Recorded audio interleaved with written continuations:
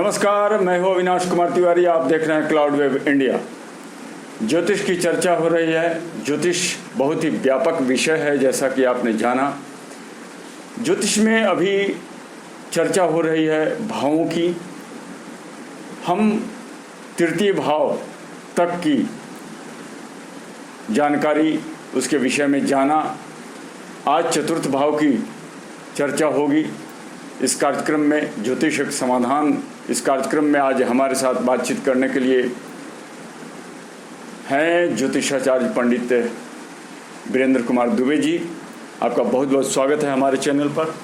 आपका भी बहुत बहुत स्वागत है। पंडित जी, आज हम जानना चाहेंगे, हमारी कुंडली में चतुर्थ भाव होता है, 12वें भाव में से एक चतुर्थ भाव होता है। तो उस चतुर्थ भाव का क्या हमारे ऊपर प्रभाव रहता है? वो चतुर्थ भाव आखिर कैसे हमको हैंडल करता है? देखिए, चतुर्थ भाव जहाँ तक की बात है, भूमि, भवन, राजनीतिज्ञ और पैतृक संपत्ति आदि का कारक है। चतुर्थ भाव हमारे जीवन में बहुत ही महत्वपूर्ण है, क्योंकि चतुर्थ भाव से संबंधित सुख सुविधा का भी योग माना गया है। चतुर्थ भाव माता का कारक माना गया है। चतुर्थ भाव में व्यक्ति के आगे कितना प्रोग्रेस होगा उससे संबंधित बना गया है। चतुर्थ भाव का स्वामी चंद्रमा है लाल किताब के हिसाब से, या ऐसे भी चतुर्थ भाव का कारक चंद्रमा है। चतुर्थ भाव में अगर लाल किताब के हिसाब से कहें तो गुरु भी उच्च का फल प्राप्त करते हैं। तो चतुर्थ भाव का एक अहम रोल है। चतुर्थ भाव जिसका स्ट्रांग रहेगा, जिसका ताकतवर रहेगा, बहुत ही पावरफुल व्यक्ति होगा, उसके सुख सुविधा की कोई कमी नहीं होगी, उसको बैठे बैठे सारे सुख सुविधाएँ मिलती रहेगी। जब इतनी सारी सुख सुविधा चतुर्थ भाव से देखी जा सकती है, तो हम कैसे समझ पाएं आखिर कि चतुर्थ भाव हमारा मजबूत है, स्ट्रांग है? देखिए, देखना ये होगा कि चतुर्थ भाव का स्वामी यदि ऊंच की स्थिति में बैठा है कि नीच की स्थिति में बैठा है, कि चतुर्थ भाव का स्वामी चतुर्थ भाव में ही बैठा है, कि चतुर्थ भाव के स्वामी पर किसी माने शुभ ग्रह की दृष्टि है नहीं है, ये सब स्थिति को देखने के बाद यह निर्णय होता है कि चतुर्थ भाव माने पावरफुल है, माने मजबूत की स्थिति में है या कमजोर की स्थिति में है। चतुर्थ भाव पर यदि क्रूर ग्रह, पापक ग्रह, इस तरह के जो ग्रह होते हैं, वो वहाँ पर अगर विराजमान हो जाएं या फिर उनकी दृष्टि पड़ जाए, तो क्या प्रतिफल होगा? देखिए, चतुर्थ भाव में जहाँ तक बात है कि मेरा जो अनुभव में आया है कि चतुर्थ भाव में मंगल, राहु की उपस्थिति अच्छे परिणाम नहीं आए।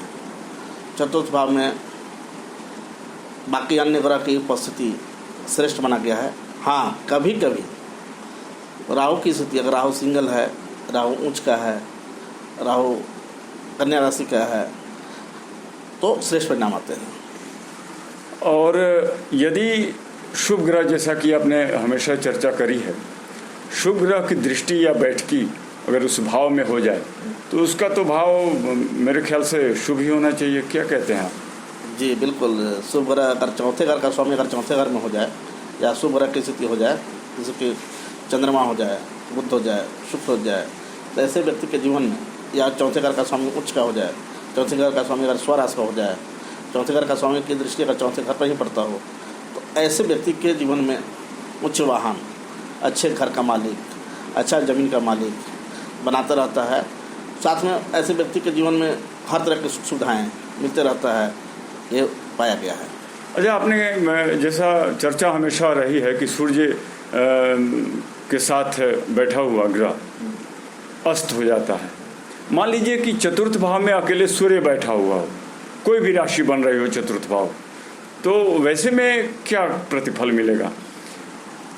देखिए, चौथे घर में सूर्य का बैठना ये भी देखा गया है। अगर चौथे घर में सिंगल सूर्य तुला राशि के बैठ जाए तो खराब फल देंगे, अच्छे फल नहीं देंगे।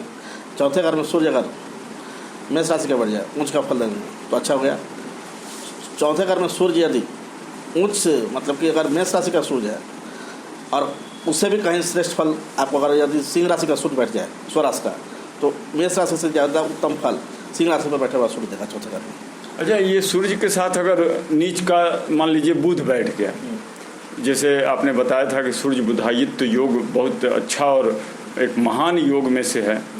तो ये सूर्य बुधायित्व योग तो लगा, लेकिन बुध जैसा कि आपने बताया कि मीन राशि में नीच का होता है और सूर्य के साथ बैठा हुआ है, तो वो नीच का भी हो गया और सूर्य के साथ बैठ करके अस्त भी हो गया। क्या कुछ कहते हैं इस विषय पर? देखिए, उसमें कहना माने कठिन होगा, क्योंकि बुध की स्थिति देखनी होगी। कभी कभी यह देखने को मिला है कि बुध नीच का है लेकिन डिग्री अंश में अच्छा है। अच्छा, अगर डिग्री अंश में अच्छा है या सूर्य के साथ है बुध बैठ करके, अगर 5 डिग्री के डिफरेंस में है तो वह दोष नहीं लगेगा और बुधादित्य योग का अच्छा फल परिणाम आएंगे और श्रेष्ठ परिणाम आएंगे। यदि बुध 10 से 20 डिग्री के अंश में बैठे हुए हैं तो श्रेष्ठ परिणाम आएंगे, 19 होने के बावजूद भी।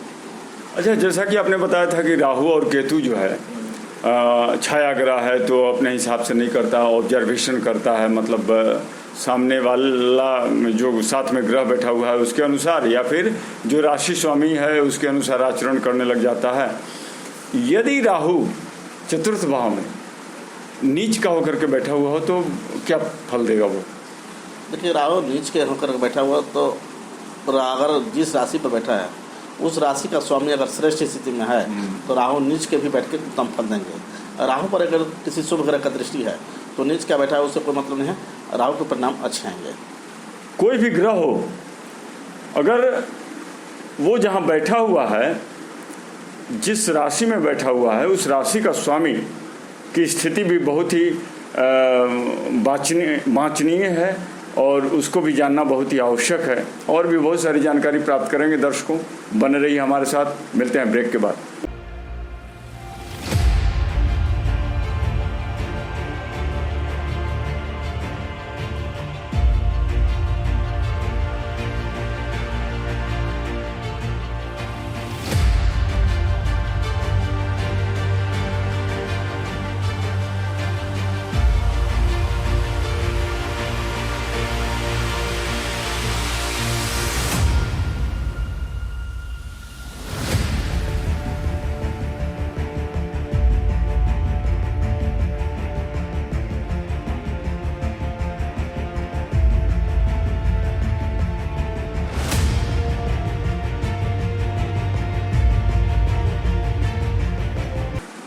ब्रेक के बाद आपका स्वागत है दर्शकों। हमारे साथ बातचीत करने के लिए आज विद्यमान हैं, विराजमान हैं ज्योतिषाचार्य पंडित वीरेंद्र कुमार दुबे जी। चतुर्थ भाव की चर्चा हो रही है, उसके बारे में हम लोग जानकारी हासिल कर रहे हैं।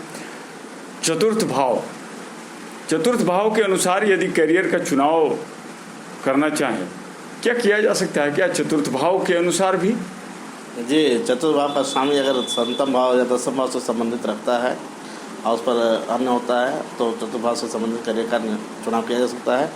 या सप्तम भाव, दसम भाव या नवम भाव से संबंधित अगर चतुर्थ भाव का संबंध कार्य यदि हो जाता है तो उसमें उत्तम परिणाम आएंगे, उससे संबंधित भी करियर का निर्माण कर सकते हैं। दूसरा बात कि अगर राजनीति में देखा जाए तो जनता का कारक चतुर्थ भाव है, तो अगर जो भी व्यक्ति अगर राजनीतिक क्षेत्र में अगर अपना भविष्य को अपनाते हैं, राजनीतिक क्षेत्र में जाना चाहते हैं या जनता से संबंधित कैसा रहेगा तो चतुर्थ भाव को देख करके उससे भी राजनीति से रिलेटेड करियर को अपना सकते हैं।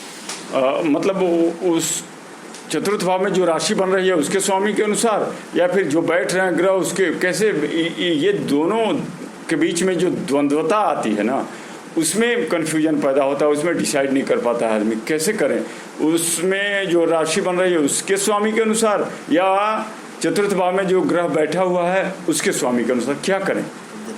इसी द्वंद्वता को दूर करने के लिए तो ज्योतिषाचार्य हैं, ज्योतिषी ही देखकर बता सकता है कि इनकी चतुर्थ भाव की स्थिति क्या है। चतुर्थ भाव का स्वामी यदि बली है, दिग्बली है, तो उससे संबंधित हम डिसीजन लेंगे। चतुर्थ भाव का स्वामी अगर निर्बल है, चतुर्थ भाव पर कौन ग्रह दृष्टि हो रहा है उससे संबंधित हो गया। अच्छा। चतुर्थ भाव का डिग्री अंश चेक करेंगे कि चतुर्थ भाव कितना पोजीशन में क्या जा रहा है। चतुर्थ भाव से आगे पीछे की ग्रह कोई स्थिति को भी देखकर हम निर्णय करेंगे कि चतुर्थ भाव का क्या संबंध होता है। तो ये सब चीज़ें जो आपने सवाल किया, ये सब ज्योतिष कुंडली देख करके ही डिसाइड कर पाएगा उसमें क्या स्थिति है, ऐसे संबंधित कार्य करना चाहिए या नहीं। चतुर्थ भाव जब इतना महत्वपूर्ण है, माता का भी कारक है आपने बताया, तो चतुर्थ भाव को स्ट्रॉन्ग करने की ज़रूरत पड़ती है क्या? यदि ऐसी ज़रूरत पड़ती है तो क्या किया जाना चाहिए? कौन सा रत्न अगर धारण करना चाहें तो करें? चतुर्थ भाव को ठीक करने के लिए रत्न का हम सलाह नहीं देते हैं। चतुर्थ भाव से संबंधित मजबूत करने के लिए जैसे कि माता का आशीर्वाद लें, साथ में चतुर्थ भाव से संबंधित ग्रह उच्च का है या नीच का है, अगर नीच का है तो उससे संबंधित चीज़ें वस्तुएं को जल प्रवाहित करें, दान करें, टोटका करें, उससे संबंधित ग्रह का मंत्र का जाप करें। और चतुर्थ भाव से संबंधित जनता का है, आम मानस का है, तो बाहरी किसी भी व्यक्ति से यदि आप मिलते हैं उसको सम्मान के भाव से बात करें, उसको रिस्पेक्ट करें, चतुर्थ भाव अपने आप स्वतः ठीक हो जाएगा। बहुत अच्छी जानकारी मिली ज्योतिषाचार्य पंडित वीरेंद्र कुमार दुबे जी से। चतुर्थ भाव के बारे में हम लोगों ने जाना। दर्शकों, और भी जानकारी मिलते रहेगी आगे के एपिसोड में।